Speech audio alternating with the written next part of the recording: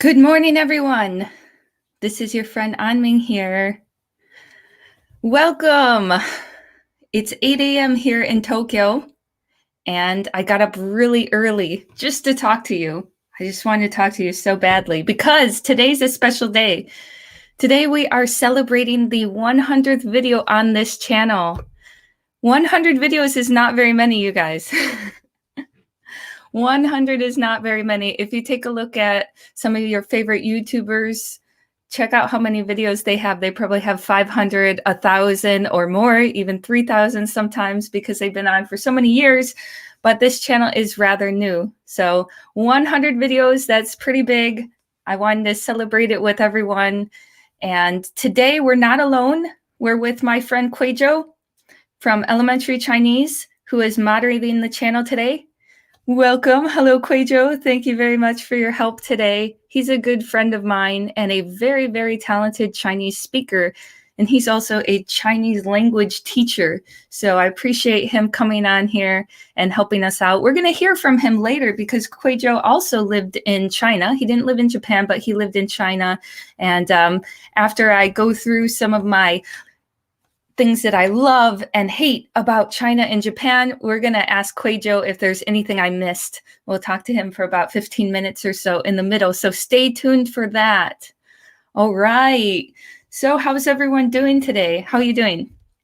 It's probably, I'm imagining it's probably not morning where you're at. If you're watching this on replay, then I don't know what time it is, but over here it's quite early and I'm in my dormitory.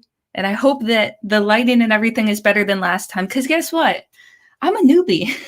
I don't know if I told you that. I'm totally new at this. I have no idea what I'm doing. This is probably my third live stream ever. So, go easy on me.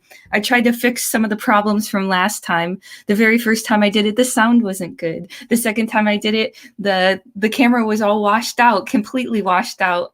And the third time, I hope I got it because I put a bunch of towels behind the computer to try to get that morning light to kind of, calm down a little because it was washing my face out too much. I don't know. I'm totally new. But one thing that I noticed with the videos is you don't necessarily have to be the best at editing.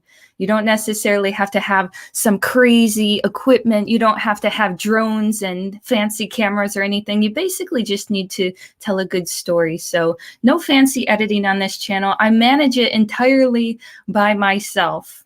I don't have any help from anyone except the occasional helping hand like Quajo today, helping to moderate the channel. But in general, I do all the filming, I do all the editing, I manage the channel, I read every single one of the comments, and that is me. I know a couple people have tried to test it by writing gibberish in there, but it is me reading the comments. I'll go through them on the train when I'm just sitting around. So thank you very much again to Quajo today. The reason that Quajo is filling in here is one, I want to introduce him to you guys. He's just a nice guy. He's a very nice guy and very good at teaching Chinese. And secondly, unfortunately, the moderator that I had last time, who is a good friend of mine, passed away. His name was Greg Potter, and he was an incredibly nice man who helped a lot of channels, and he passed away from a heart attack about 2 or 3 weeks ago, very suddenly. So he was only about 53 years old. So it's very sad. And I just thought I'd share that with you because he was such a kind man that it was really shocking to me. Even though I never met him, kind of like I've never met you, I felt a connection to him just over the internet. So unfortunately, that is the sad truth about life, that people go and they go very quickly. All right. Well, on that note, that's a downer. That's really sad, but we're still going to continue on in Greg's honor here today. So he was also a language learner. I've learned Chinese and Japanese, and I'm very interested in learning Korean next, although I'm kind of putting it on hold right now because my goal right now is to get a job here in Japan, to get an office job. And to reach that level, you really have to have good business Japanese. I have business level Chinese, not quite there with Japanese yet. So the next few months, I'm really hitting the books, really focusing on Japanese. And Korean will have to wait just a little longer because my goal was always to use it for my job, for my career. I'm not so much a hobbyist. All right, let's just get into it. So I've lived in China and Japan for, oh my gosh, it's been almost 10 years. It has been almost 10 years now. It's really crazy. And I've seen a lot and done a lot, and there's a lot to look back on. So first thing, something I love and hate about China. Well, in Japan, let's start with the positives. We're going to make a compliment sandwich. We're going to go good thing, bad thing, good thing, bad thing, good thing, bad thing, because it's not all good and it's not all bad. So first, something that I absolutely love about Japan is the energy here in Tokyo. Now, not every city in Japan is like Tokyo, certainly not. Tokyo is an exceptional place. It's an international place here in Japan. It's probably kind of a weird place compared to the rest of the country, but it's got a lot of energy. And anybody know where my hometown is? If you're a fan of the channel, you should know. What's my home state? I'll give you a clue. All right. If you don't already know, when we want to describe where we're from in my state, we usually make this gesture. And then we go right here. I'm from here. This is the thumb. Then we have up north here. Some people do this for the Upper Peninsula. Okay, we're really narrowing it down. Yes, Detroit, Michigan. I was born in Detroit. Not raised in Detroit. Admittedly, I was raised in the suburbs, but a very different place from Tokyo. Detroit, Michigan, the Great Lakes state. That is my hometown. And for the record, I have a Michigan accent. Not Chinese and Japanese has not influenced my English in the least. I don't know if Quajo, our moderator, ever gets those questions. Quajo, does anybody ask you if learning Chinese has changed your accent? We'll see what he says in the comments section. I love the energy here in Tokyo. It's just absolutely addictive to me. I love walking around. Right now, I'm doing a part-time job, mostly for visa issues. And, well, I work in a very cool area. I basically work right downtown. I mean, right downtown. And it's very active, and I love that energy. It's so different from Detroit, which it doesn't have nearly as many people. Oh, we just got a super chat. お気に入りのお弁当は何ですか? Okay, so we were just asked from a regular viewer on my channel. Thank you very much for your super chat. I really like, what kind of bento box do I like? One without a lot of rice, because unfortunately I live here in Japan, and I've lived in China, but I am not a big fan of rice. I can eat about 25% of what they give me. Quajo just responded, yeah, if living in China for 10 years has changed his accent. And the answer is yes. You think that your accent has changed, Quajo? I would say mine hasn't. Oh, people back in the streets in the States say you sound a little different. Wow, that's interesting, because he's with his family too, so he's speaking English to his family at home. But perhaps I'm going to stick to it and say that my accent hasn't changed, but who knows? People tell me different. My family told me it hasn't changed, so they know me best. I just always talked strangely. I'm a strange person. Anybody that comes over and lives in another country like China or Japan, goes from America over to here just purely because they like it, they like the country, they're usually pretty unique people, and in my case, pretty strange people. So I like the energy here in Japan. I'm addicted to that. I love walking down the street. I'll listen to my music, and I get really into it. Something that I love about China would be the family connection. I love how close the families are in China. Just even the grandparents, they basically raise the kids in China. The families are they're close. I mean, they're blood relatives. So family is everything in China. And I always really appreciated that. I think it's even the family connection is even stronger than it is in America. And I thought American families were pretty strong. But yeah, Chinese families are very, very, very close to each other. And I always really liked that. We got another super chat. You are the one of the few who not only is able to speak the language, but you actually become part of the language. Your demeanor and mannerisms, that's what is most impressive. Well, thank you very much, Nabi, for your comment there. That's not something that I really practiced. I would say that's something that I just picked up from being here, especially from being around friends or talking to my roommates. You kind of pick up their personality. And I don't think that people that know a lot of languages or know foreign languages are necessarily super, super smart people or naturally smarter than anyone else. It's more like they're really good at copying. They're really good mimickers. And I am a good mimicker in that I can mimic voices and try to get the accent as good as I can. And I can also mimic behavior, and sometimes subconsciously I mimic behavior. So that's something that I picked up on, especially what they call in Japanese aizuchi, which is back channeling. I've mentioned it in my channel, but I don't think that a lot of people saw that video. Back channeling is what you do when you're listening to a conversation. So in the West, we usually make eye contact. Hello there. That's a little too close for comfort. We usually make eye contact to say, yeah, I'm listening. I'm listening. I'm listening. In Japan and in China, there's this back channeling, also kind of a grunting sound. Like in China, it would be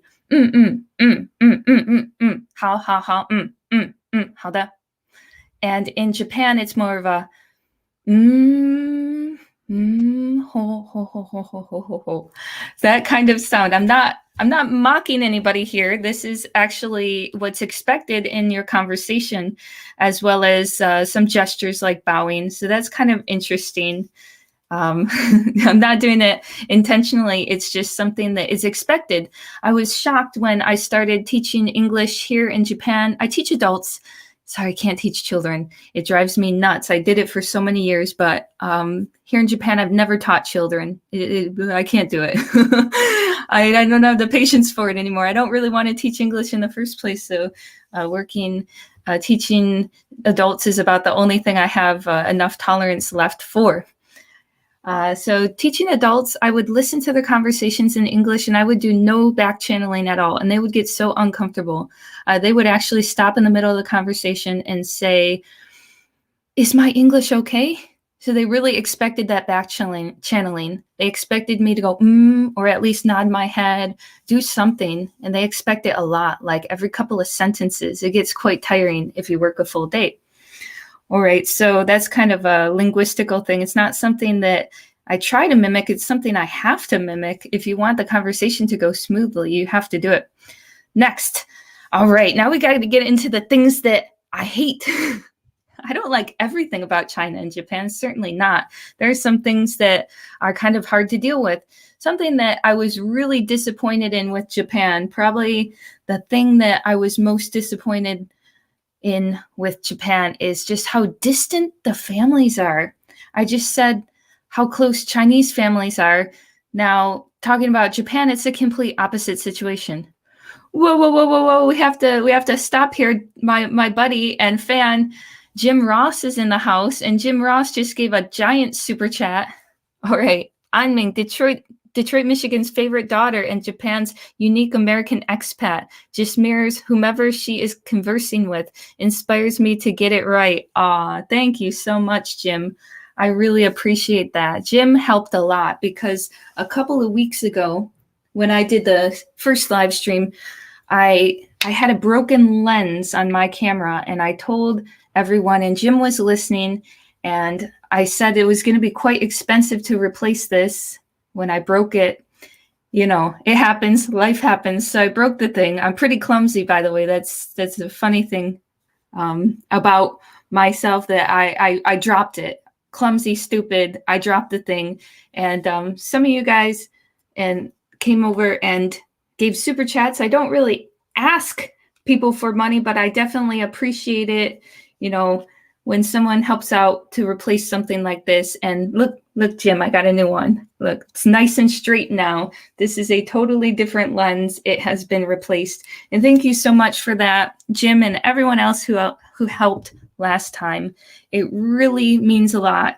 I don't feel entitled to anyone's money. I I'm happy that you're just watching the channel. If you want to support the channel, there's a couple ways that you can do it. Obviously, that's one, but even beyond money, if you just watch the videos, you just comment on the videos, like the videos, that is more than enough.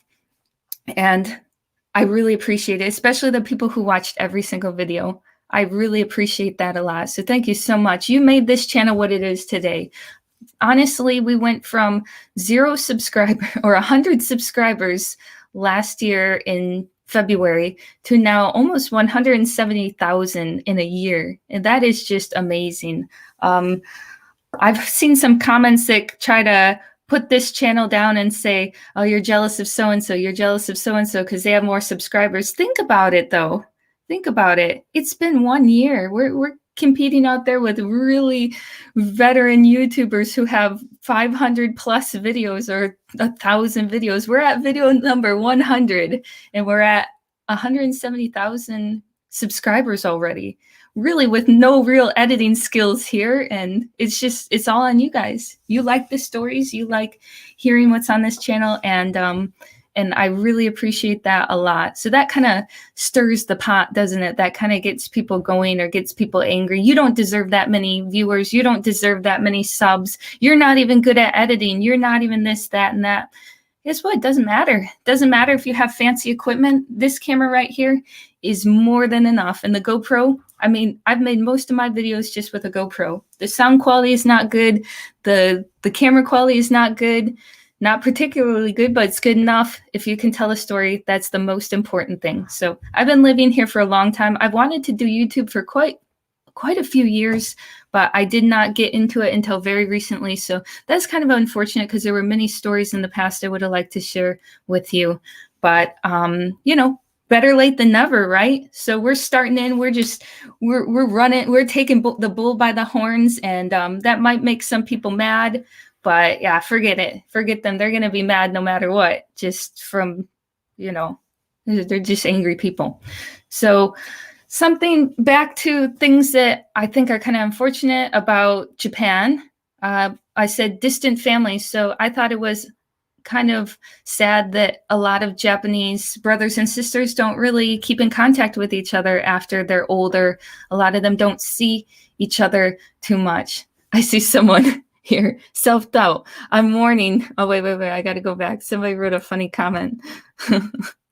Self-doubt. I'm warning you. Stop what you're doing. Well, at the end of the day, the only one that's going to be able to make me stop is myself. The only one that's going to be able to get me into trouble on YouTube is myself. And I edit the videos very carefully. So I don't think that's super likely to happen. At the end of the day, I'm the one with the keys. So if any YouTuber, recently, a couple of my YouTube friends quit. And one of them was a girl I went to high school with in Michigan. We went to middle school and high school together. That is Kelly Morita. She's been on my channel 2 times in videos, and she quit YouTube recently. And at the end of the day, that's totally under her control. And the fans mean more than you think. Really, the reason a lot of people leave is their audience starts to turn on them, or their audience isn't into their content. Rather than trolling comments or the things you would think that YouTubers quit YouTube because of, it's more or less because they lose contact with their audience, or they lose the connection or something. They lose support from their audience, and that will make a YouTuber quit so fast. So I hope for your continued support. Don't forget about me. Don't forget about this channel. Please watch every video. Even if you watch it and go into the other room, just have it running or something. You know, if you've watched every video, it helps a lot. And then I feel like you're interested, and I'll keep making more and more. Somebody sent a super chat. Here's some support. Thanks for so much. Well, thank you too. And again, it's not just about sending. It's not just about sending money. In fact, the thing that really keeps me going is just people commenting, getting discussions going. I answer every single comment, or at least I read it. If I give it a heart, that means I read it, and I think it's worth reading. And I read every single comment. So if you ever feel lonely, just send me something. Just send a comment and we'll get a discussion going, because I like some back and forth. Even if we don't agree on something, it's not necessarily arguing, but I like to get a discussion going in the comment section. And there are a few people that took that the wrong way. Like, why are you going back and forth arguing with me on this point? I want to debate. I don't think a lot of people realized I was on the debate team in university. I was the captain of the debate team. So I like to go back and forth. And some people take that out of context. It's not personal attacks. It's a discussion, and I like to have a discussion. I like to use my brain. Well, I guess at the end of the day, to think you're going to offend people just using your brain. It's like going through, everybody submits their master's thesis on how to learn a language, and they do a peer review, and the peer review goes like this. Okay, I read so-and-so's book. That was nice. I read this other person's book. That was nice too. Yeah, I read this person's book. That was nice. It was great. What kind of discussion is that? What can you learn from that? There's no gains. A peer review, going through, looking at other people's stuff. You gotta get in there and make some intelligent comments, or have some stuff to discuss. That this is nice. That's nice. This is nice. This is good too. Is not a very good discussion. But some people take it personally. It's not meant to be taken personally. A comment, Korean culture is similar to Japan. We can come off as cold, unfriendly in public too, but it's more about being respected and considerate and not to be loud, okay? Well, nobody likes when people are too loud, right? I'm interested in Korea too. All right, so getting back to this, now something that I don't like about China. I hate the pressure on men and women to get married quickly. It's like, as soon as they pass 25, the pressure starts to build up from the families. And I'm sure Quajo, our moderator, has seen that when he was living in China. A lot of friends will say, I'm not feeling good recently. I got a lot of pressure from my family. And I think that's unfortunate that people feel that they are kind of forced to get married and they have to do it quickly. Because, when you feel that kind of pressure, then I think you are more likely to make a bad decision. That you're more likely to pick the wrong person just because I got to find someone, I got to do it. And then you end up with someone that you don't really like. And I just don't like that there's so much pressure. I don't think it's necessary for every single human being to get married either. It's not necessarily a bad thing. Don't Japanese women have pressure to marry too? Not nearly as much. To a certain degree, yes, but not nearly as much as China, where, in the countryside, a family can disown you if you don't follow their rules, like get married soon. In Japan, it's a little different. They used to have that kind of culture. It was called omiai, where they would have arranged marriages, but that is so outdated here. Nobody does that anymore. And I'm sure there's other places in the world where people feel that same pressure that they got to get married soon, I don't look down on anyone who doesn't want to follow that path. Personally, I would like to get married. Personally, that is a goal of mine, but I understand that it's not meant for everyone, and you shouldn't feel like it's your societal duty or your duty to your family. If there's certain people that it just doesn't work for them. So we should respect them too. Next one, something I love about Japan. So we talked about how just something that I didn't like was families seem really distant. People don't get a lot of support for their kids. Like when I was a child, my grandparents basically raised me. That doesn't happen so much here in Japan. It happens in China a lot though. Like the grandparents raise the kids. They're like tight, and they really pay a lot of attention to the kids' schooling. Something I really love about Japan is the fashion. I love the fashion. Well, I like Chinese fashion, or Chinese-ish fashion too. That's what I'm wearing today in honor of today's topic, Chinese-ish shirt that I bought here in Japan. I love that people dress up so much. I love to dress up, and it didn't really fit the scene in Michigan. And my dad used to criticize me, like, what are you dressed up for? What are you doing? That was the relationship I had with my dad. You think you're better than everyone else? Because my dad would walk around in ripped jeans. My dad is really young. My parents are young. They're 53 years old. And my dad still wears ripped jeans and t-shirts with holes in the elbows and stuff. And that's him. He's got 50 t-shirts. He wears the same 5 ones every week. And so dressing up in our house or wearing, dressier clothes was pretty awkward and didn't fit the atmosphere. But I love it here in Tokyo. Everybody's really dressed up. My mom came here. She was wearing jeans. She got off the airplane. She's like, I don't feel right. Because she's like, I feel really underdressed. But I love that. I love when men dress up. Love a man in a suit. I don't know. That just, it's really eye-catching to me. A man in a suit, a man who knows how to wear a suit, looks good in a suit.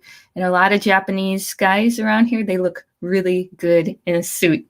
But the unfortunate thing is here in Japan, sure, yeah, the girls do their cutesy stuff. They'll have a lot of bows, and they'll even wear, for example, socks with black shoes, like with shorts on or with a skirt on, which looks very 1950s, but that's over here. The fashion's different.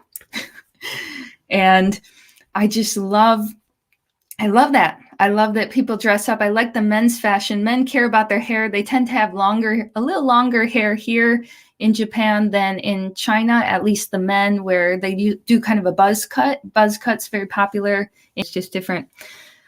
We got another super chat from, who is this? Eduardo? I hope I said your name right. Maybe I didn't. I like your videos. Peace. All right. Nice and simple. Straight to the point. Thank you. Thank you for that. Next one. Something I love about China is the food. Chinese food is so delicious. And I want to ask our moderator, he's lived in China for many years. What's your favorite Chinese food? Because for me, it's malatang, which is like the cheapest kind of street food ever, malatang. And I love it though. Malatang, and that's like a hot soup. And when I lived in Harbin, they used to give it to us in a bag. Like they would, instead of putting it in a carry-out box, it would be in a carry-out bag. And one day the hole in the bag popped. And by the time I got home, all the soup broth had leaked out. Jason said, thanks for the advice. No problem. I love giving advice if people like it. Elementary Chinese, our moderator said, 牛肉面, so beef noodles. You like those beef noodles? I'm okay with beef noodles. They're not my favorite. Malatang takes the tops for me. I don't know. I like the spicy flavor of malatang. And you can just put whatever you want in there. Lots of different things like noodles, or you can put some tofu in there. You can put vegetables and meat, whatever meat you want. It's like build your own soup. Mapo tofu, which is a spicy tofu dish, is one of my favorites as well. It's one of the most popular Chinese dishes in all of Japan. Japanese people love that. You'll find it in every convenience store in Japan. And then for breakfast, I like to eat baozi, which is like a meat bun. It's called a meat bun in English, a dumpling. And what's your favorite dish? Somebody asked. Do you like everything? I don't like everything. But yesterday I tried Japanese fugu. Fugu is 河豚肉 in Chinese. 河豚 is blowfish. Fugu in Japanese. I ate fugu. I ate poisonous blowfish raw yesterday for the first time in my life. It was kind of on my bucket list. I got to check this off. If any of you follow me on Instagram, you would have known that already, that I had fugu yesterday, and you would know what our video is going to be next. Please take the time to follow me on Instagram. I just put it in the chat. It's Anming7. Anming7. If you're not on my Instagram already, please go there, because there's a lot of stuff that you'll find out behind the scenes, and you'll also know what video is coming up next, because these videos are just taking longer and longer and longer to edit. I did a video. Now, I'm not going to say what it was. A very cool martial arts video, but I'm not going to tell you what martial art it was. If you were on my Instagram, you would already know what I was doing on Friday, where I went on Friday. And Red Green, thank you for the super chat. If you were on there, you would know that I went to a martial arts stadium to do something. And that's all on Instagram if you want to check it out. So please go on there. It's getting harder and harder to make more videos because, quite frankly, the editing is getting out of control. I do this all by myself. I do have a full-time job, And I think the expectations are getting higher and higher. I want to produce nice stuff for you. I don't want to produce crap. I don't upload just for the sake of uploading. So I know some people get antsy. Maybe you get antsy, like, where's the new video? Sometimes it'll be 2 weeks or longer when I don't have anything. But there's some lag, some bottlenecks. Sometimes that happens. But I think in order to solve that problem, because there's clearly a demand, you want more videos, right? You want more videos. So I'll probably end up doing a live stream once a month because I just can't produce that many videos.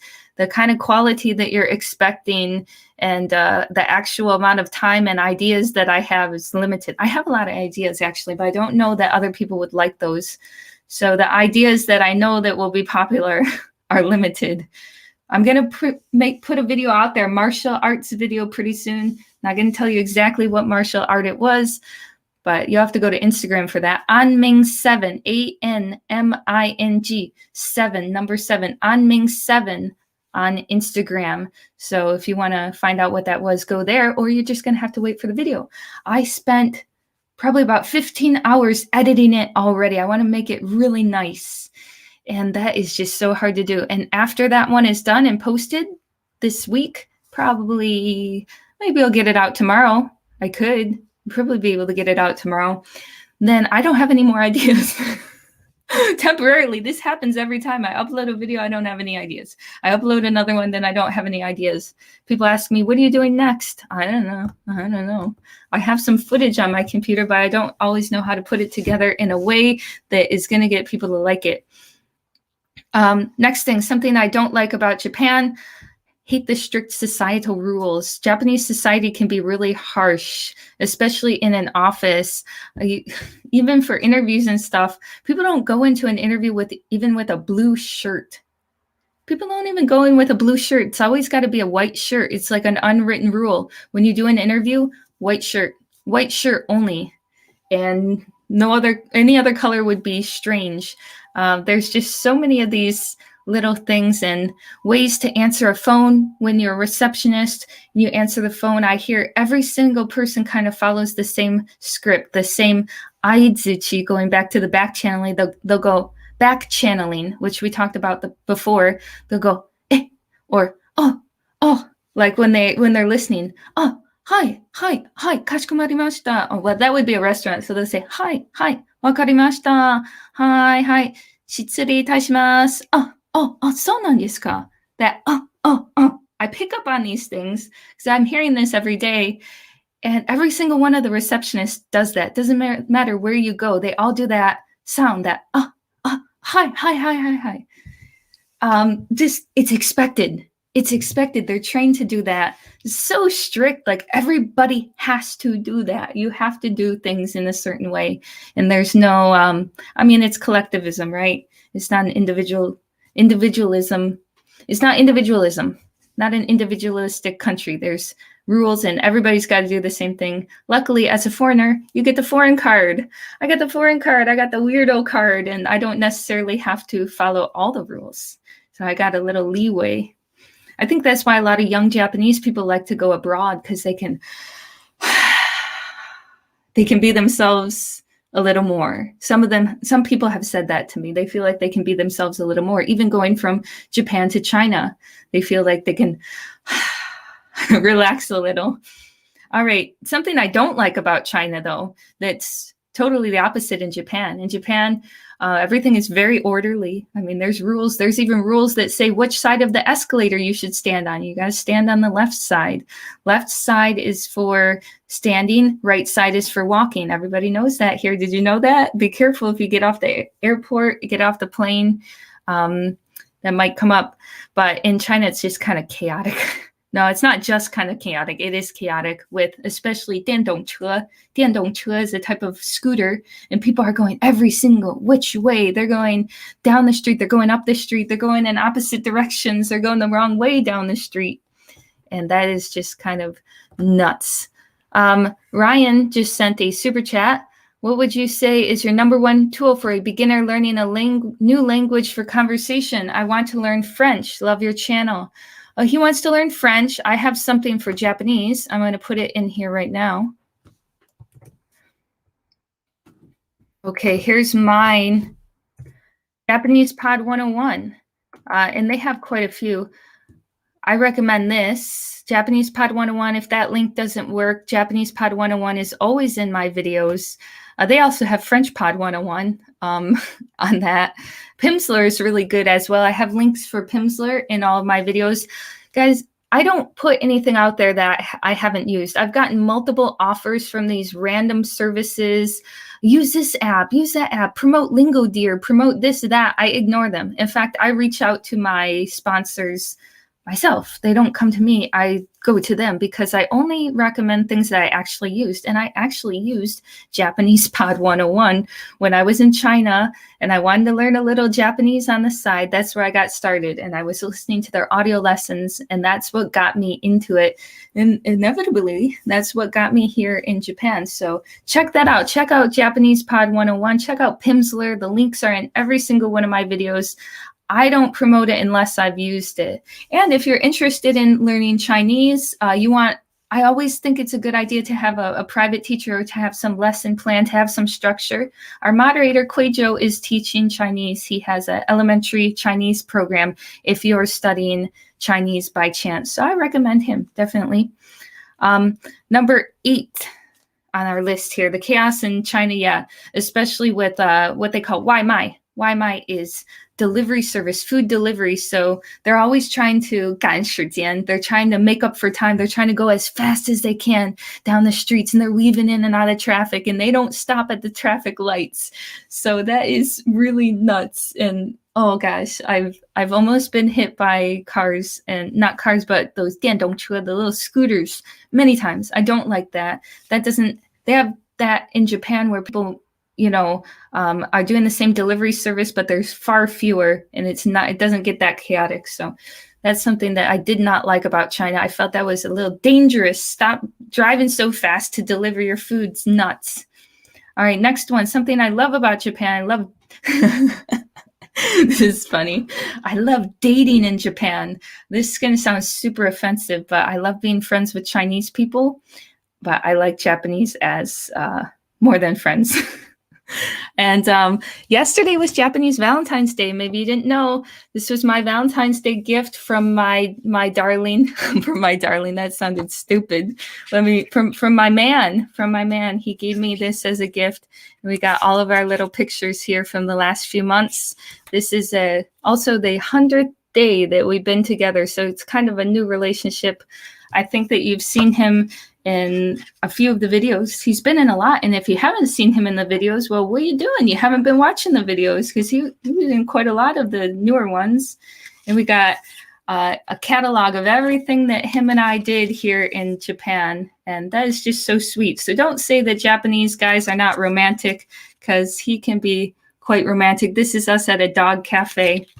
I think that being a foreigner here in Japan, you get some benefits that is that Japanese people will treat you differently. If you have a Japanese girlfriend, you have a Japanese boyfriend, they will treat you differently than a Japanese person. For example, Valentine's Day in Japan was yesterday for women, but February 14th was Valentine's Day for men, where women are supposed to give a gift. And he knows that, and I know that, but he still gave me something on that Valentine's Day too. Something small, just flowers. He gave flowers. I've heard people say Japanese guys don't give flowers. I don't know. I got lots of flowers. Or Japanese guys aren't romantic. Japanese guys don't say I love you. Every single Japanese guy I've dated, maybe because I'm a foreigner, said I love you and gave gifts and was very romantic. So, and they were not necessarily Americanized. The last boyfriend I had was slightly Americanized. But this one, who is a new boyfriend, by the way, not the one I was talking about for months and months, but a new one, he has never been to America, so he's not Americanized at all. And he does speak a little bit of English, but we don't usually use English to communicate. We are using Japanese to talk. And I think that's cool. And he can relax too, because he never had the chance to study abroad. He lived abroad. He lived in Southeast Asia. Does your boyfriend speak English? Barely. We don't use English to communicate. We learn Japanese, or we use Japanese together. And yeah, so that works. I mean, I'm at the point where we can We can communicate completely in Japanese with very few problems. We haven't really had any problems with that. All right, next one. Number 10, something I love about China. I love how Chinese people are so open. It's easy to become friends with them. You can go to their houses. I met a lot of Chinese people on the street and we became friends. Long story short, that's how I ended up in this share house right now. Share house meaning like a boarding house here in Japan. I'm living with a bunch of Chinese people. We met on the street. We met on the street when I was walking around as a tourist about 5 or 6 years ago in Japan when I came here for the first time. And I met them, and lo and behold, all these years later, I am living with them, and I met them on the street. So you never know. That's probably the coolest thing that ever happened to me, is just meeting someone on the street in a park, asking them to take a picture, and ending up living with them for years and years. It's been pretty cool. Something I don't like about Japan. Okay. People put up barriers, which is the exact opposite of what I was just talking about Japan or China, how easy it is to make friends. People put up barriers, so you're not likely to get invited to someone's house. For all the people's houses I've been to in China, I've only been to about 2 or 3 people's houses in Japan. Very few. Very, very few. So that is, it's kind of hard. But once you break down the wall and you're close, then it's a normal relationship. But it's very hard to break the ice and break down that barrier. It's hard to get invited to a Japanese person's house, but maybe they are just overthinking it and they want to impress you a lot and clean the house and make everything perfect. And Chinese people, if they invite you to their house, it's just as it is. They're not trying to be super fancy about it. They won't go and scrub the whole house. It'll just be as it was.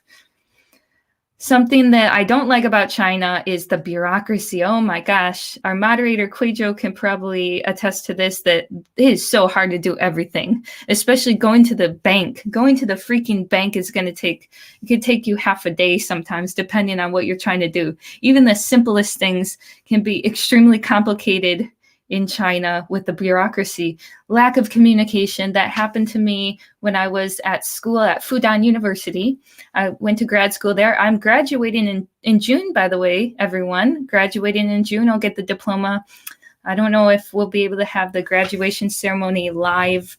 I think it might just be because of coronavirus and me not going back to China because we're not allowed in.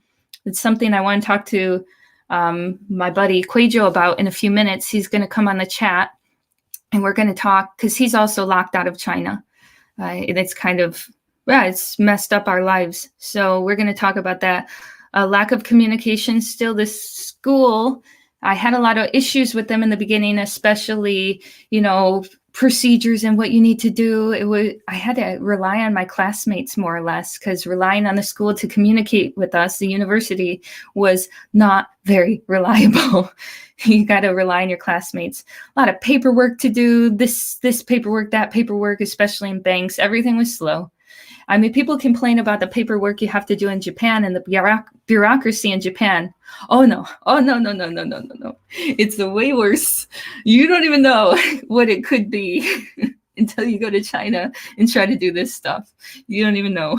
Because you go to the bank and they'll tell you missed a spot here. You didn't fill this in right. Fill out another form. And then you'll fill out another form. And then they'll tell you, oh, you missed another spot. So you got to fill out this again. Okay, why didn't you just tell me all the spots I missed right from the very beginning so I didn't have to do this 15 times? Just some common sense things like that. Like, you're just messing with me now. You just want to mess with me. You want to mess with my mind. You make me fill this form out 5 times. You don't just tell me all the mistakes I made right up front so I can do 2 forms, but instead we're going to do five forms. We're going to do this 5 times. It's just like, oh my gosh, one of those moments. Jason in the chat just said, congratulations on getting your degree. Thank you. A little early. I've been ready to graduate for a year, but I delayed it because I expected to go back to China. We'll talk about that in a little bit. Do you still have contacts in China? Oh yeah, I have a lot of friends still living in China. Definitely. Will I ever go back there? I doubt it. And we're going to talk about that in a little bit. So one more thing that I don't like about China and Japan is it can be kind of a lonely place. A lot of people complain about not having friends. It's hard to make friends, especially here in Japan. I don't get that, how people can feel lonely in a country with such a huge population and population density. But I always made friends through this right here. This is a link to a free language exchange app. It's called HelloTalk. I promoted it before on my channel, but I really want to emphasize, you guys try it out. It's really good. If this link doesn't work, it's in all of the videos. I've used that for years and years. I'm never lonely. I am never lonely here. I can always find someone. I can always find a new friend. I can always get out there and have dinner or lunch with someone just by using this language exchange app. Or if you're not allowed to leave your house because of coronavirus restrictions, you can always talk to someone on chat. So it's free for you to download that. Register for HelloTalk. Give it a chance. You never know. It could change your life. Guess where I met Mr. Tommy? HelloTalk. Guess where I met my last boyfriend? HelloTalk.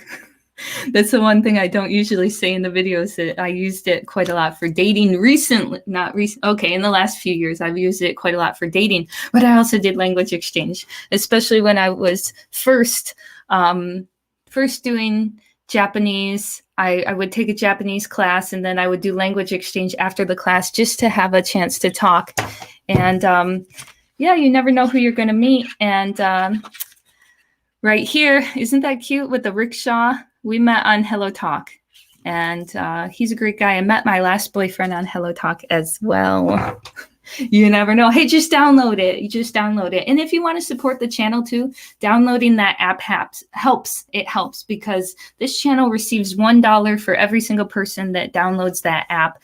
And again, I don't put anything out there that I haven't used. I love that app. I highly recommend it. It's changed my life in many ways. It also introduced me to some other YouTubers. So she's going to be in the next video. Emmy, you may have seen her. Emmy and Ray, I met them both on HelloTalk. They're in a couple of videos. They're Japanese friends of mine. They'll be in the next one, which is the martial arts one, coming up probably on Tuesday. I hope you're excited. Jim Ross, did you have to get Hanko now that you're working? Hanko is a little stamp in Japan that they put on all the official documents. And thank you for the super chat. Jim is a generous guy. Jim is a generous guy. Jim saved my butt last time with that camera. So thank you, Jim. Hanko, because of coronavirus, they say that Hanko, the stamping system in Japan, is going out. It's going out. It might be gone completely. Corona might have killed it off because you have to be there in person to do that stamp, and people aren't able to do that. I did not have to get Hanko this time. I had it last time. I used it to open my bank account, which was hard to do in Japan, but not as hard as China. All right. Right now, I'd like to invite into our chat our moderator, Quajo. I'd like to invite you in at this time. He is a guy who teaches Chinese. He has a business where he's teaching, and he also lived in China for, gosh, how many years? I don't know. We'll have Quajo, who's our moderator, join, if I can figure out how to do it. Join the chat, add to the stream. Here he is, Quajo. How's it going? That's pretty good. How you doing? I'm doing well. Sorry, I caught you by surprise there. You did catch me by surprise. I had to slip into a bedroom.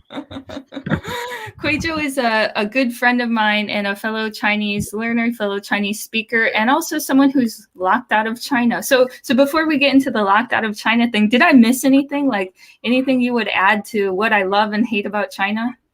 No, you got it right. The bureaucracy is not fun.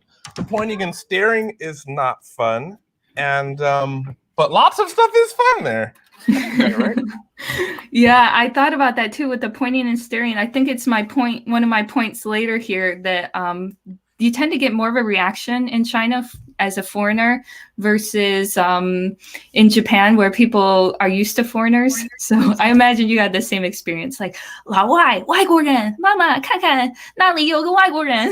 And the same questions, like same 7 questions, day in and day out. Where are you from? Do you like the president? Do you like Chinese food? Do you like Chinese women? How much do you make at your job? But it's cool. We love it. Yeah. Oh, somebody said in the chat, there was a popular UK YouTuber who couldn't say anything too negative about China while living there. You may know who he is, blah, blah, blah. Couldn't say anything negative about China. I think that's kind of a misconception. You can't say anything negative. You certainly can. You can't do any protests. You can't like get a megaphone, go out there with a slogan and say negative things about the Chinese government. But No, even in our university, you just got to be smart about it. You just don't go out into the middle of the street with a sign trying to incite a protest. That will get you in trouble very fast. Or you don't say it on WeChat. Oh, it depends. The Christian missionary stuff was pretty dangerous to talk about on WeChat, but just saying negative things. I don't know what you mean by negative things, but it ain't that strict, and we're probably not that important that people are really going to care what we say, especially me. I'm kind of a nobody. But anyway, what else? Anything you love and hate about China that you would add to this? So the thing that I love about China is just the possibility. I think not a lot of people talk about that, where the pollution sucks. And yes, you can be stared at. You're more like either a super famous person, Michael Jordan, I still like Michael, or you're like a monkey in a cage. But I don't know many other countries right now where you can go and become an actor if you want to, become like, kind of famous, or at least kind of remake yourself with like a lot of available time to invest in like reading and this sort of thing. And next thing you know, you got tons of savings. Like for me, China has a lot of possibility over there. Yeah, you can save a lot of money for sure. That's one thing that I wrote down on the list. I love the higher salary. You can make pretty good money in China with a very low cost of living. So I ended up saving quite a lot. How about food? You said 牛肉面. So why do you like that so much? I'm a malatang kind of girl. The Nioro Min, it's because I used to live in Xiamen, and the thing about Xiamen, it's super south, and they don't have heating inside the buildings. So I always had Nioro Min to warm me up in the winters, which weren't super cold, but still, I just fond memories of it. Okay. Yeah. Something that I really wanted to talk about, I felt so close to Quajo. We're not close. He's in Mexico right now, not close geographically at all.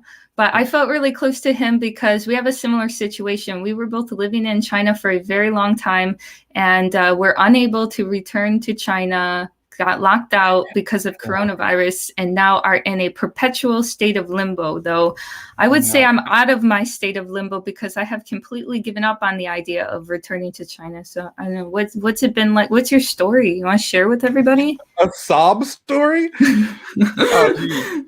I mean, so you don't have to lay it on too thick, just kind of like No, I'll give you the quick deal. Yeah. So I lived in China since 2009, and I had no plans of leaving China. I was putting my kids already in Chinese language school, like kindergarten, all in Chinese, and then left on vacation January 13th of last year, 2020, to never be able to return again. At first, we thought it was good and fun. We were in Mexico because I love Spanish too. And then we realized, now the borders are shut down and everything was there. So my apartment, all my things, in fact, I never got to see them again. I had to shut down my business, which you talk about bureaucracy, like that cost a lot to incorporate in Beijing, and I had to shut it down, couldn't go back. And I guess the hardest thing is like never got to say goodbye in person to my Chinese friends, my friends from other countries. I had plenty of Spanish-speaking friends, all the friends like at my church, all the people in the neighborhood that like I may have not knew their names, but we always smiled and we chit-chatted. It's just pulled away from that. So it's been a hard year. 2020 sucked.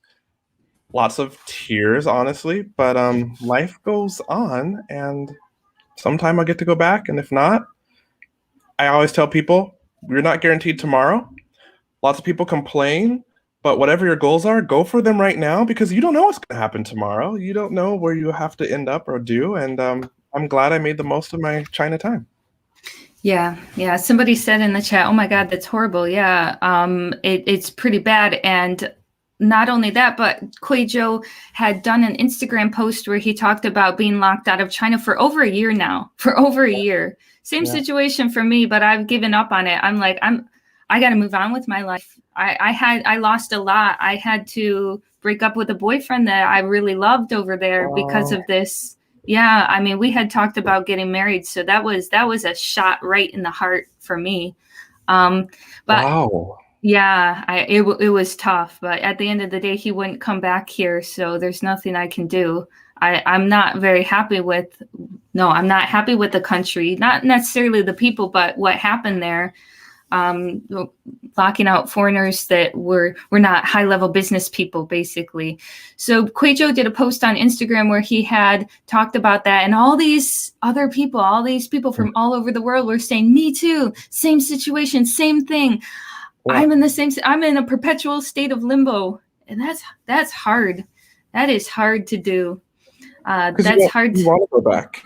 Well, you don't really want to go back, but for the longest, I want to go back, and it is limbo. Like, I know so many people who are just stuck out, and you want to move on with life, right? But all the folks who aren't kidding themselves, unless they actually decide they don't want to go back, it's like part of you really misses what you had there. And every time you hear somebody say, "Oh, I think the borders are going to open," it's like something inside of you kind of jumps, and you're like, "Ah, I should just go back." And it's hard to explain.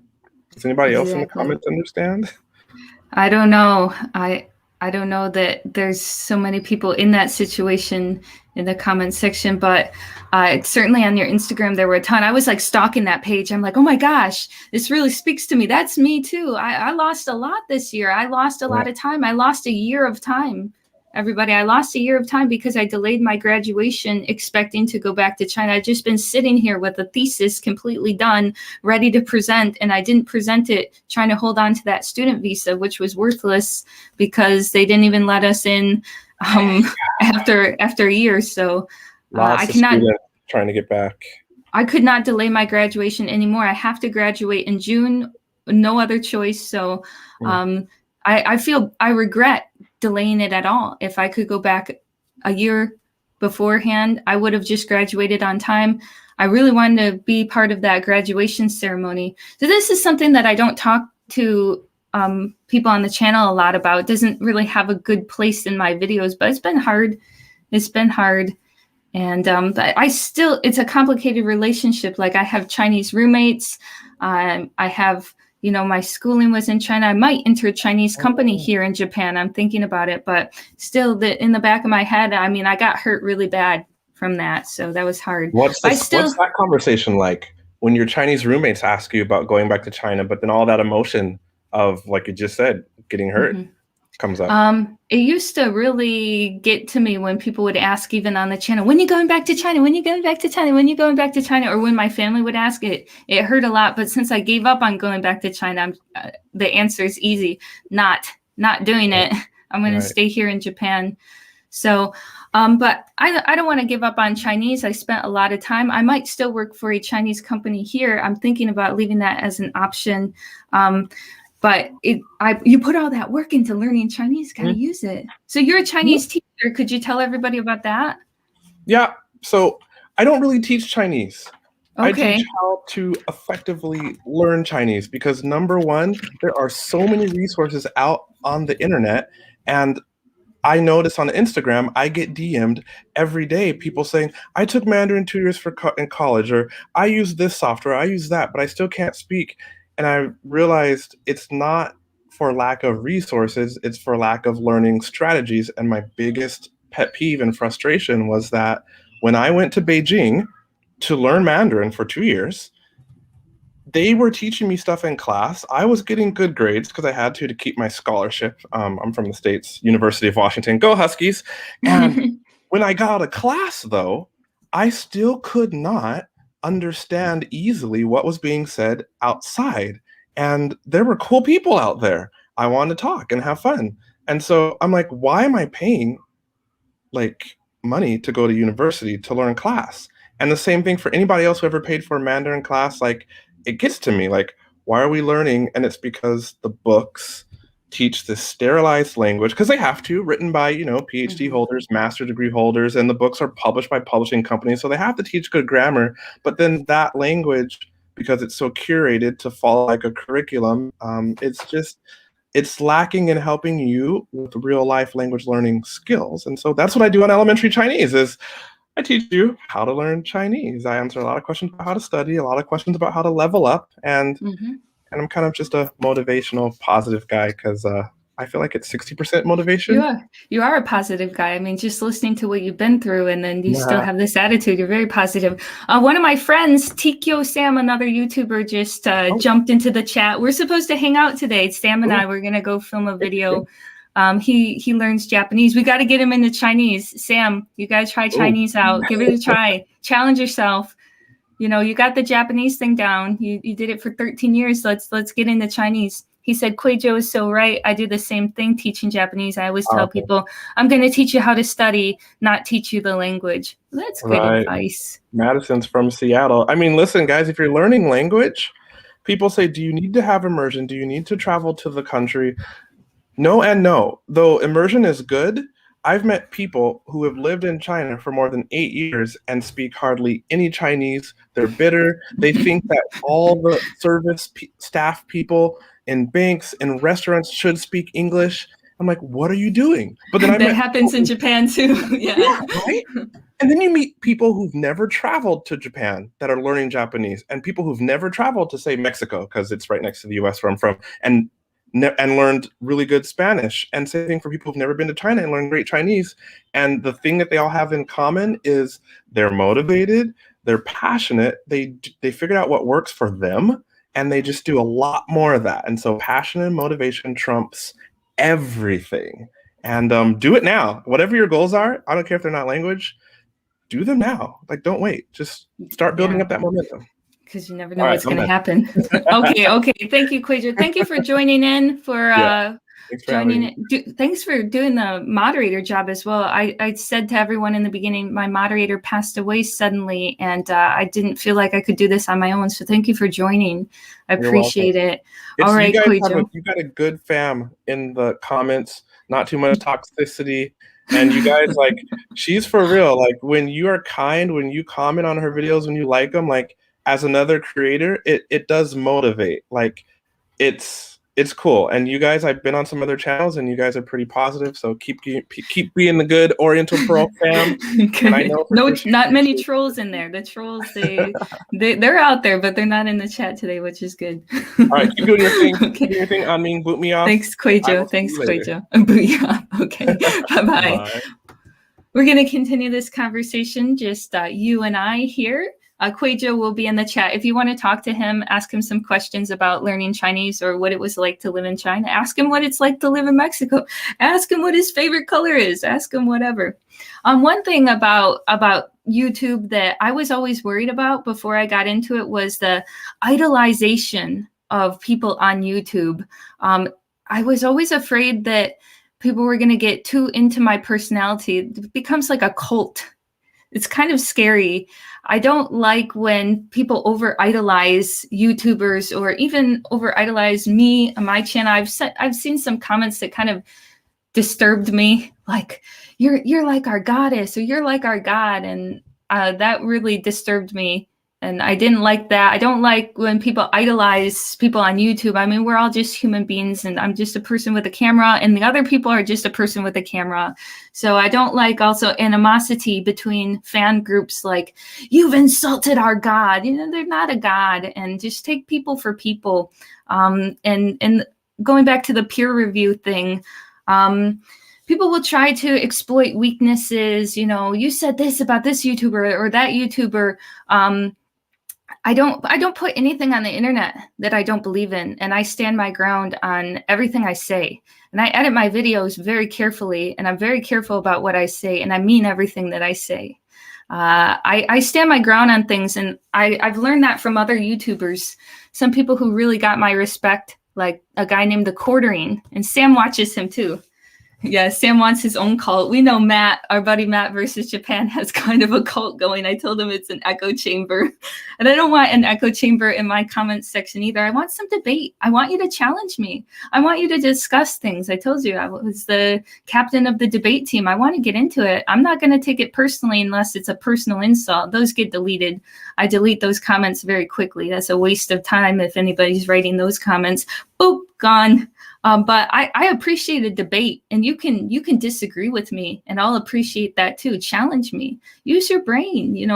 Let's get into an academic conversation about some of the language learning stuff or anything you want to point out. I think that's important, and I stand my ground. I've seen really big YouTubers like The Quartering get into these Twitter fights. Hey, by the way, I'm not on Twitter. I'm on Instagram, on Ming7. So if you want to follow me on Instagram. You will never find me on Twitter. I hate Twitter with a burning passion. I think it is a cesspool. I think it's a forum for arguing. Yeah, The Quartering, he got into this fight with a bunch of people on Twitter who were trying to cancel him because he speaks his mind unapologetically. And that is the day when he went up there and he said, I'm going to fight these people. Somebody tried to give him like a privacy. Well, no, somebody tried to sue him. And he said, I'm going to stand my ground. I'm going to fight this all the way through. And that is the day I subscribed to his channel. That is the day he won my respect because he doesn't take any crap. And I don't take any crap either. I won't be bullied by anyone. And I've learned that from other YouTubers.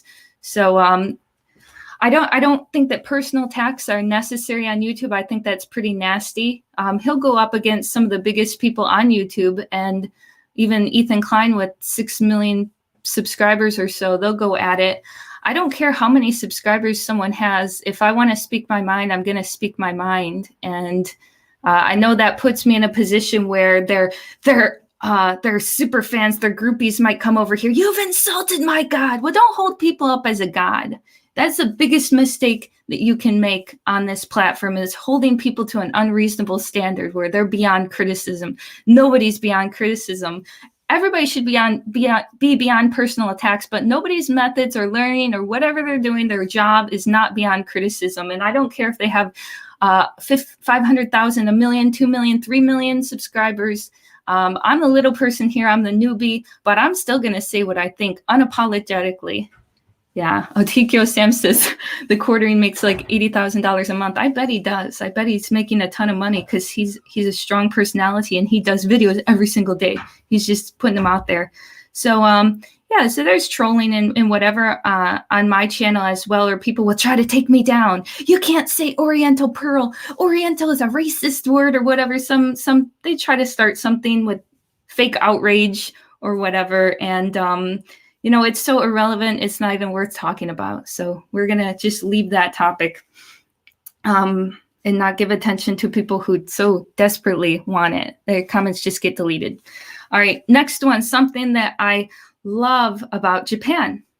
And this one comes up a lot. I love how polite Japanese people are. Extremely polite, extremely courteous, always thinking about other people. Great, great feature of this country because it takes a lot of stress off of my shoulders. Yeah. So let's see. A lot of people say that about Japan, that it is so polite, especially the service industry, that the service is just so good here. It's incredibly, incredibly good service, best in the world, and they don't ask for a tip. Yeah. All right. And something I love about China, I love how cheap everything is. It's extremely cheap, and you can make a pretty good income in China. And then with the low cost of living, taxis, I mean, it'll be like $5 to ride in a taxi. I don't know how much it costs in America now. And somebody asked, Oriental Poor, what do you think about Japanese hone and tatemae?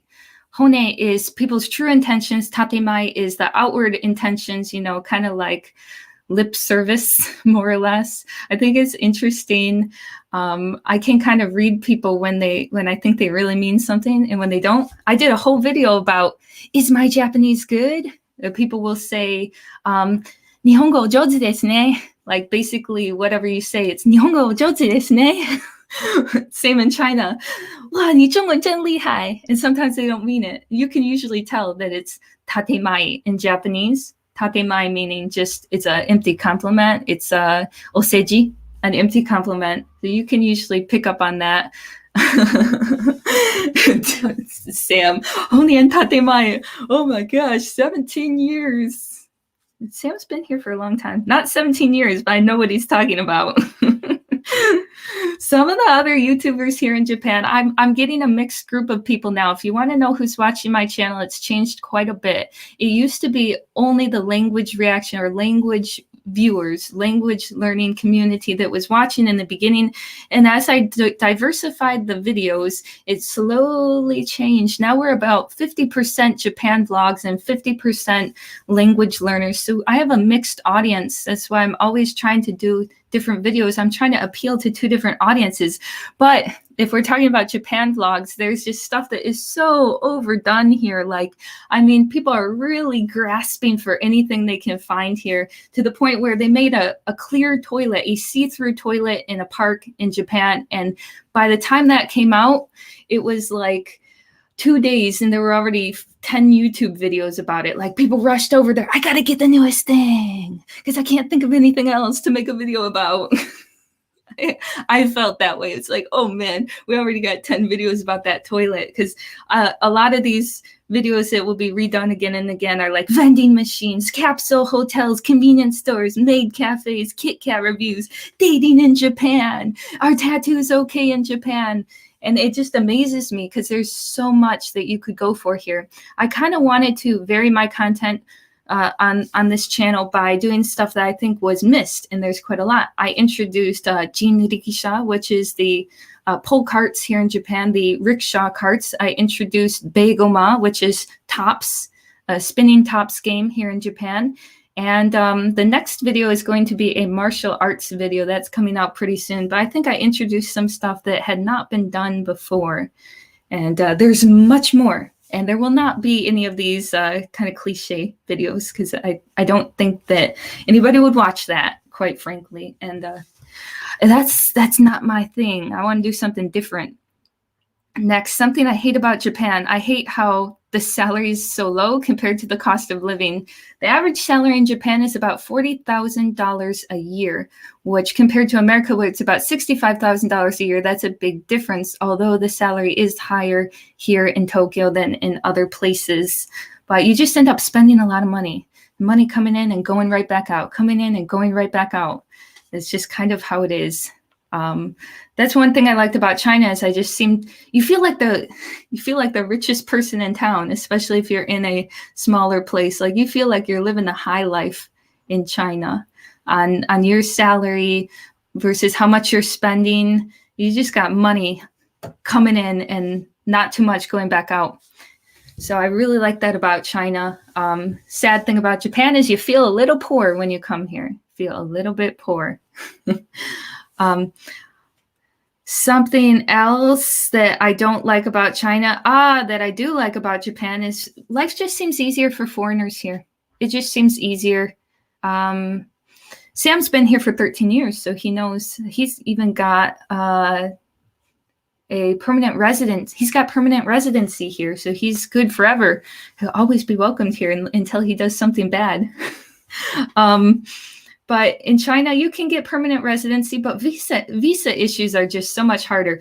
I don't see any need to get permanent residency here in Japan. If it happens, it happens. You have to be here for 9 years to get it, 9 or 10 years.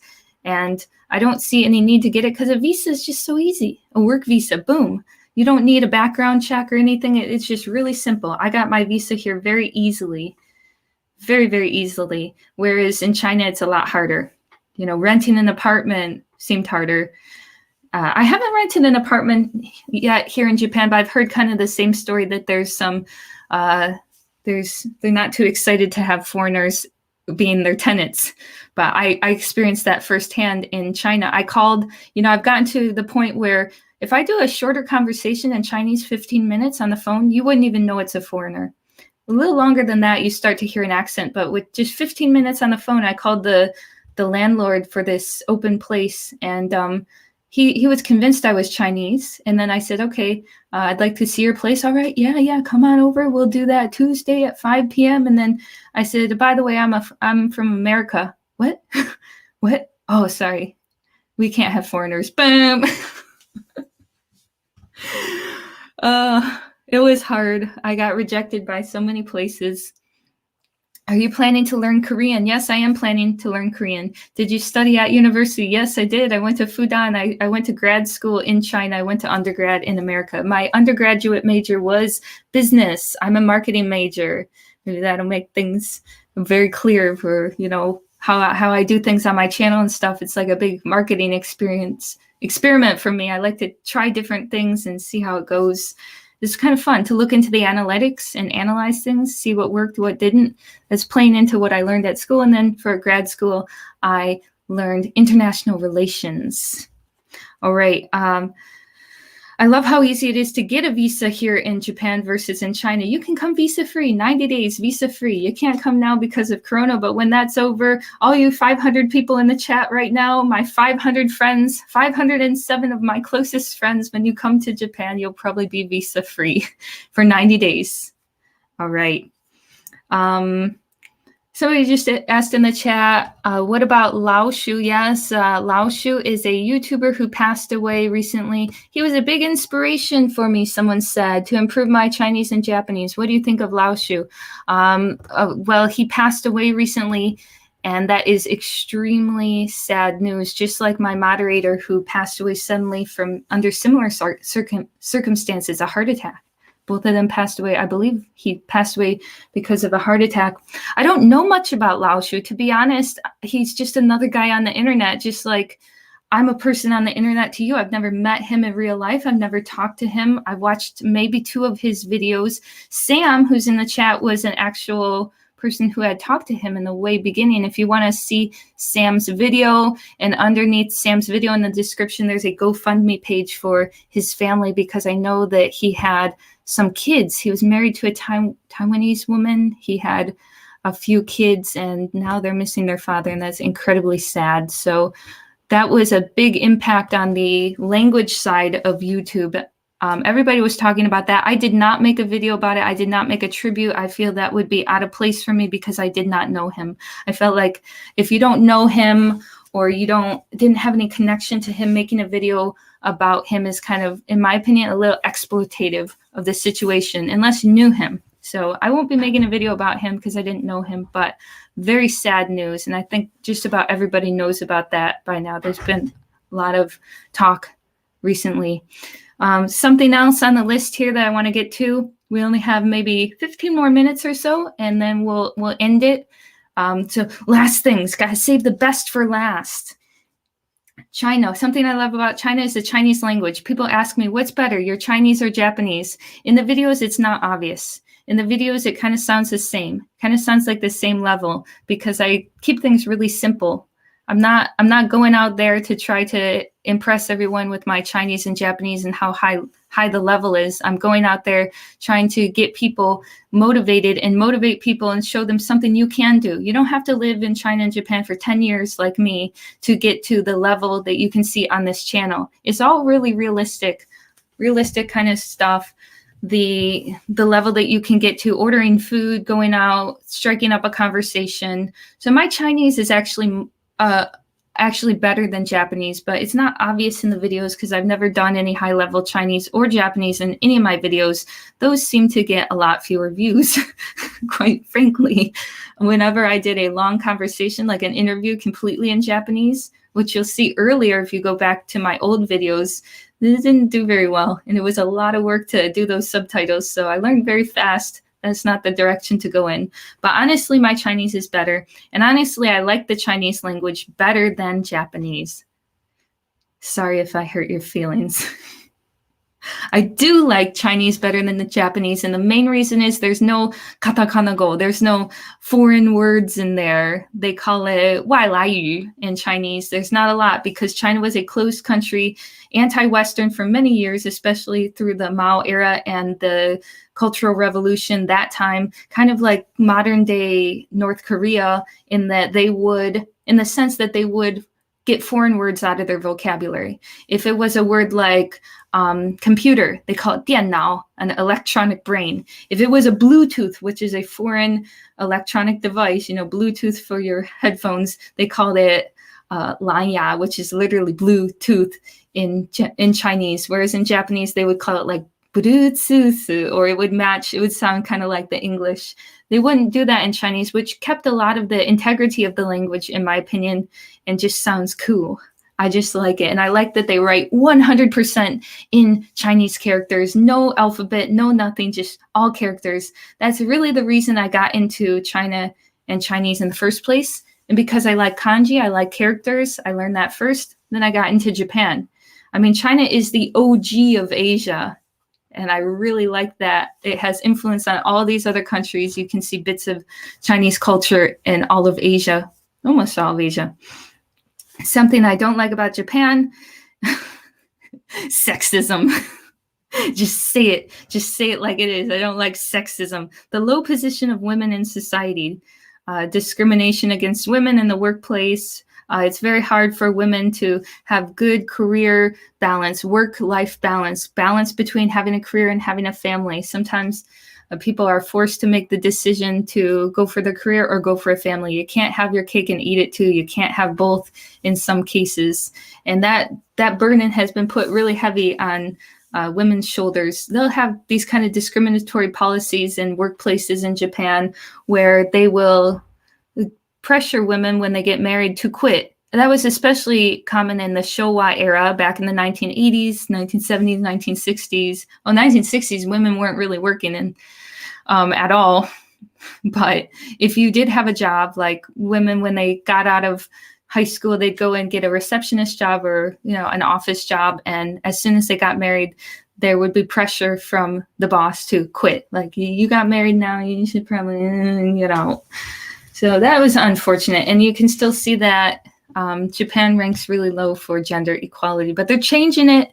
They're changing it. How is sexism in China versus Japan? Surprisingly, and this is not my opinion, but rather it's a report by the United Nations of the most gender equal countries in all of the world. And I remember reading this because I did it for a class. I put it in one of my essays for school at Fudan in China. And for the most gender equal countries, it was like Denmark, Sweden, Finland, Norway, all these Northern European countries, very equal. America was around number 20. So we got some room to improve there. China was about 75, and you can attribute that a lot to one of the only good things that came from communism was more gender equality, where they took a lot of these old Confucian ideas, threw them out, like 男尊女卑. In Japanese, it's called danso jouhi. I think danso jouhi. That's a yoji jukugo, a changyu, which is a idiom, and it means that men are above women. Basically, men are above women, and that was cast out during the communist era. And as a result, men and women in China had more equality. Number 75 out of 300 countries. So in Asia, that was pretty good. China was above Japan in that. Surprisingly, Korea and Japan were down at number 150. They were down there with a lot of, believe it or not, a lot of third world countries. So there's a lot of room to improve gender equality in China and Japan. And that's one thing I don't like about Japan. They need to get on that. It's a little hard for women nowadays still. Something, number 22, and Quajo mentioned this, something I don't like about China is that you get stared at more. That would have made really good videos if I had been able to get back to China. People just giving me funny looks, kids pointing, giving funny looks. You would have liked that if I had gotten videos of that. It's very hard to find in Japan unless you go to the countryside. So it's hard to be low key. And I didn't like that living here every day. I'm looking at the chat here. I'm not ignoring you. Not ignoring you. One of the few good points of communism, there is one thing that came out that was a good thing. It's more gender equality. Got into your channel via the language pranks. I didn't do a lot of pranks, you guys. Somebody said before that I did a lot of pranks. I was a prankster. There are about 3 videos that I labeled as pranks out of 100, because we're at 100 videos now, right? This is the 100th video live stream. But I think I'm going to do a live stream every month from here on out. If you're with me, I don't know how many people would be into that. You want a live stream every month? Want to do this every month? we can. But now enjoy your wide variety of content and overall genuineness. Thank you. All right, good. I want to be real with everyone. I don't like fakey fake stuff. I like to say what I mean, and I mean what I say, and I'm careful about what I say. So yeah, I don't take anything back. I stand my ground. Hey, what did I do? Oh, I must have clicked on something. If I click on it, oh, if I click on, oh, I'm learning stuff. If I click on your super chat, then it goes here. I don't know. Hey, Chris said, yeah. Chris said, yeah. How do I get rid of that? Okay, how do I make it go away now? Don't show. Hide. Okay. I'm learning new things. Chris, thanks for saying yeah. Gosh, I don't know what I'm doing. Imagine you're sitting and imagine doing this. I don't know, how would you guys do this? Chris is famous now. Would you guys like go in front of 500 people? Put yourself in my position. It would be fun, right? You want to try it one day? I'm going to just randomly pick one of you. We're going to see you in your room and have a chit chat. Because, I'm just like you guys and I don't know what I'm doing. And I'm trying though. All right, somebody said congrats on 100 videos. Congrats on 100 videos. I think once a month is a perfect idea. Okay, if you're into that, then that would be good. 2 more things before we wrap this up. Japan, something I love is Japanese are used to foreigners. Yeah, you can be much more low-key here. And when you go into a convenience store, they just assume you know Japanese until you prove that you don't. By being silent or going, huh? They'll just talk to you in a normal way. And I always appreciated that about Japan. I never felt that kind of awkwardness. Yeah, so Quajo was talking about it. Just sometimes you feel like a celebrity. Look at this. I guess my question won't be answered again. I'm sorry. It's like 500 people in here, Joshua. I'm trying. Joshua, this is my second live stream, man. You gotta give me some credit. And I just learned how I can click on these and it comes up on the screen. New York's Finest. New York's Finest is one of my very loyal fans. He watches like every single video, and I appreciate that. Thank you, New York's Finest. He said hello. Scott. So Scott, do you plan on learning any more languages? Are you studying any right now? Yes, Scott, thank you for the super chat. I would like to learn Korean, but I'm I messed up. But I'm focusing on Japanese right now because I want to get a job at a Japanese office, or maybe I should apply for some Chinese companies here. I think that would be a good idea. I don't want to teach English, that's for sure. So got to get out of that. Last thing, China. Something I love about China is that I got into Japan because of China.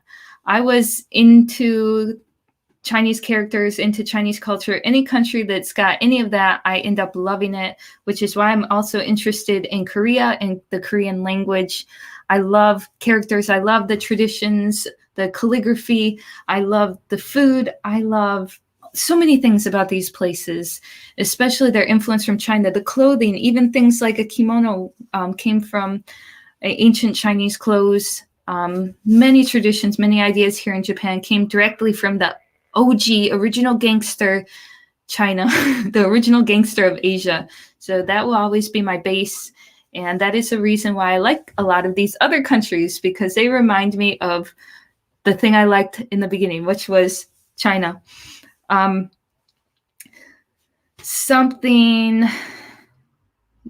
last thing here.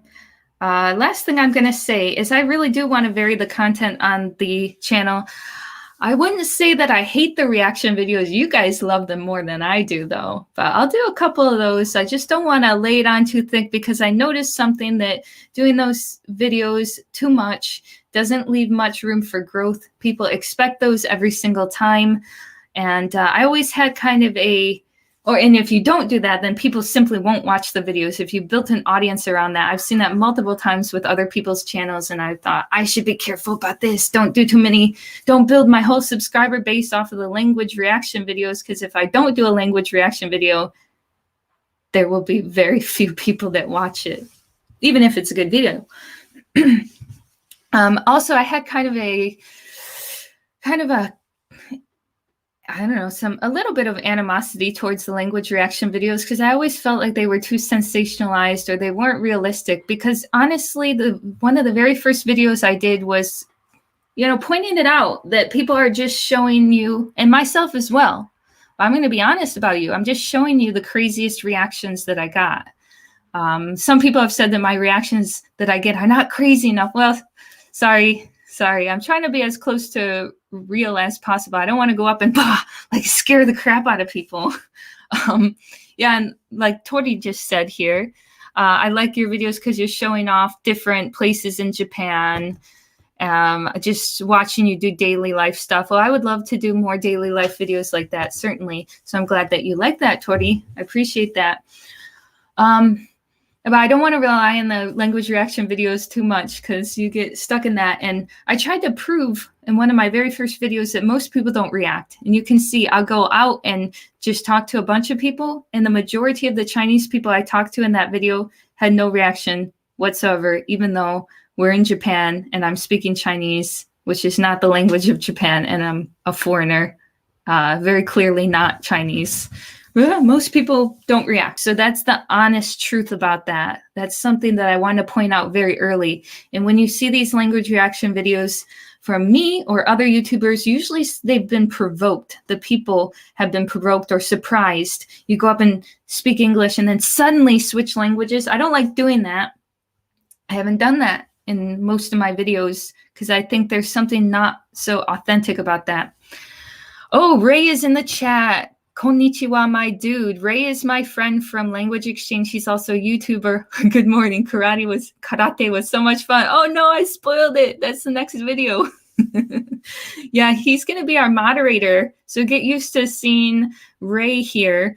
Elementary Chinese is just doing us a favor for today, but Ray is actually going to be our moderator every month from here on out. You'll see him in a lot of my videos. So show some love to Ray. Konnichiwa, my dude, is his channel name now. He's up and coming. He's starting his YouTube channel. He's trying to teach people Japanese too. So yeah, you'll see him in the future and in the next video, which is not a language reaction video because I'm trying to vary the content a little more. And I always tried to prove in those videos that people were being provoked, or you just simply take the footage from the people that were the most shocked. You might talk to 20 people in a day. You take the best 5 from that and then make it into a video. And that's how it works. So I want everybody to understand that Chinese people and Japanese people are usually not that surprised by foreigners speaking their language. It's just if you catch them off guard or you get them drunk, because I saw some YouTubers getting people drunk or going into bars and doing that.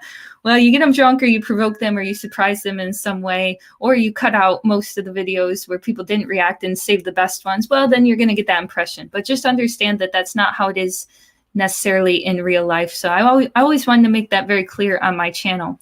You're going to see more language reaction videos, but you're also going to see a lot more varied content. And if I dare say it, maybe some educational content. You might see some of that, or cultural stuff. But I hope you stay tuned. We have 518 people that showed up right now. They're listening right now. We've been going for about an hour and a half. I want to thank every single one of you. I can't thank every single one of you, but I want to. Thank you for 100 videos. Thank you for watching 100 videos. Thank you for being there and writing comments, pressing the like button. If you want to support this channel, last thing I'll say is follow me on Instagram on Ming7 to keep up with everything that's going on. Show me some love. Like this video, please. Like this video right here, this live stream. Press the like button. And if you're interested in supporting the channel, you just want to give a little love, write a comment. Like videos, go back to the old videos, watch one you haven't seen before. if you're feeling really generous, then sign up for HelloTalk today. Every person that signs up for HelloTalk will basically be giving this channel $1 for every single person that signs up. There's the link. I not only recommend this just because, not just because I'm trying to sell you something, but because I used it personally, and it always had a very big impact on my life. And if you don't know who this is, then this is, then you didn't watch the recent videos and you didn't listen to the whole live stream. So go back and listen to this whole live stream if you're watching it, or you just came in, or you're watching it on replay. And thank you very much, everyone. Thank you, Quajo, for being a moderator. Go check out his channel as well. And he's teaching people how to learn Chinese, which is not something I've necessarily done on my channel yet. All right. Thanks, everyone, for a great live stream. I'm looking forward to putting out the new video, the martial arts video. And I'm looking forward to seeing you again. Thank you so much. Have a good day. It's getting pretty bright out here. It's 9:30 in the morning. I think I'm going to go back to bed. So see you next time. じゃあまたね。再見。谢谢。ありがとうございました。Thanks, everybody. See you next time. Bye, bye. Was this better? Was this better than the last time? I hope so. I hope I'm not so washed out. I'm getting this. Okay. All right. Bye-bye.